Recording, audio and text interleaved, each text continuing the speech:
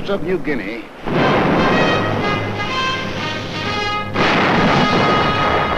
on the barren shores of the Aleutians, in the tropic heat of the Pacific Islands, in the sub-zero cold of the skies over Germany, in Burma and Iceland, the Philippines and Iran, France, in China and Italy, Americans fighting. Fighting over an area extending 7/8 of the way around the world.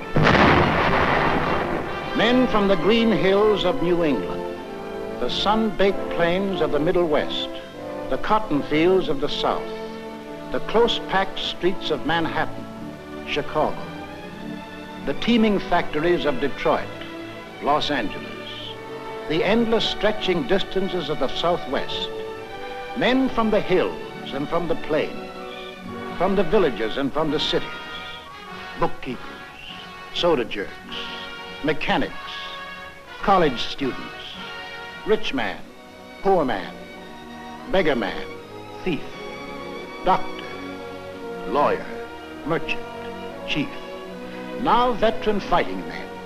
Yet 2 years ago, many had never fired a gun or seen the ocean or been off the ground. Americans, fighting for their country while half a world away from it, fighting for their country and for more than their country, fighting for an idea. The idea bigger than the country.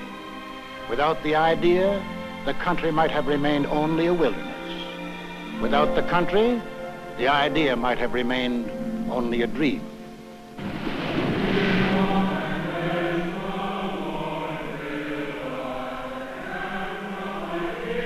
Over this ocean,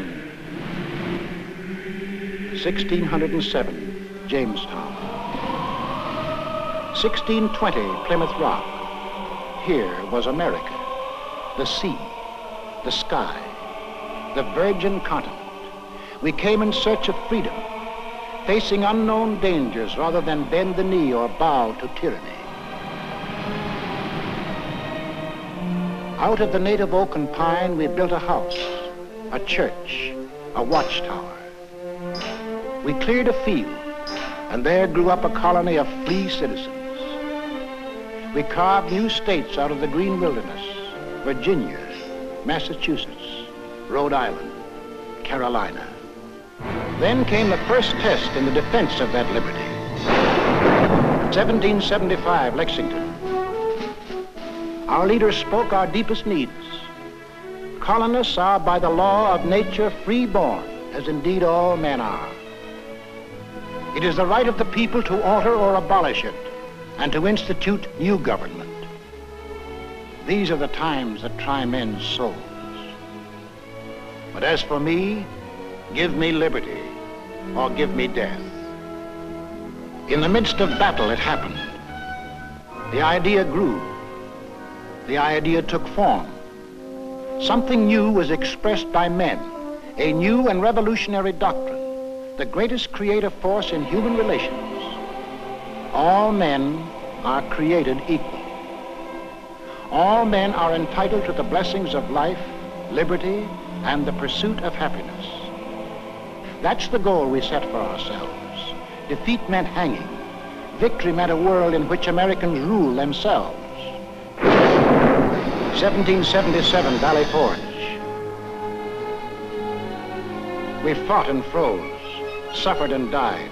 For what? For the future freedom of all Americans. A few of us doubted and despaired. Most of us prayed and endured all. 1781, Yorktown. Now we were a free, independent nation. The new idea had won its first test. Now to pass it on to future Americans. The Constitution, the sacred charter of we the people. The blood and sweat of we the people. The life, liberty, and happiness of we the people. The people were to rule, not some of the people, not the best people or the worst, not the rich people or the poor, but we, the people, all the people.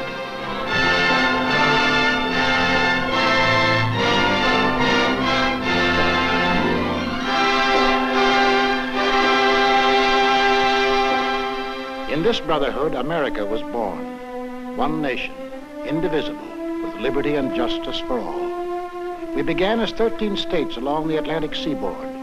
We pushed across the Alleghenies, the Ohio River, the Mississippi, the last far range of the distant Rockies.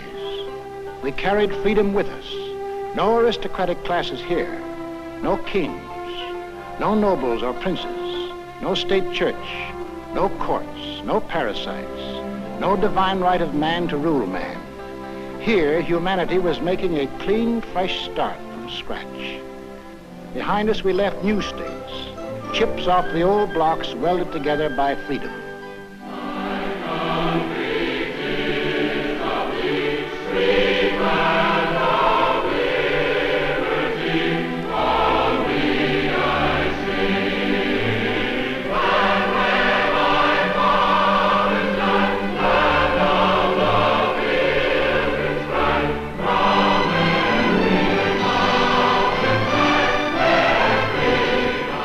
Until finally we were one nation, a land of hope and opportunity that had arisen out of a skeptical world. A light was shining, freedom's light. From every country and every clime, men saw that light and turned their faces toward it. Give me your tired, your poor, your huddled masses yearning to breathe free, the wretched refuse of your teeming shore. Send these, the homeless, tempest-tossed, to me. I lift my lamp beside the golden door.